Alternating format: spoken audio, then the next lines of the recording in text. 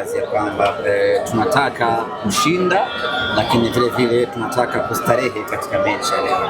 Mara zote huwa tunapata ushindi hapa dhidi ya Mashujaa, lakini inakuwa ni mechi ngumu yenye pressure kubwa na mwisho siku inaamriwa kwa goli moja.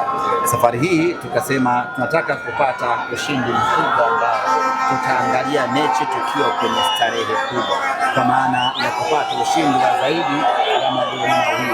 Na kweli Mwenyezi Mungu ametujalia na wachezaji wetu wamekuwa kwenye ubora wa hali ya juu na hatimaye tumefanikiwa kupata ushindi wa magoli 3-0 kwa mara ya kwanza tangu Mashujaa wapande daraja.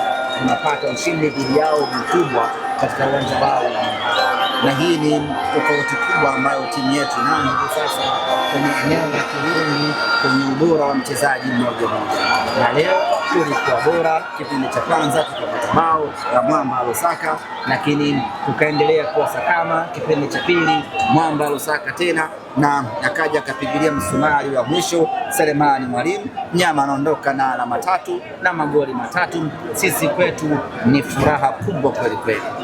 Semaji hiki ambacho anaweza ikaisha kupata goli kama la Cha. Wanasema nyumbani ni nyumbani.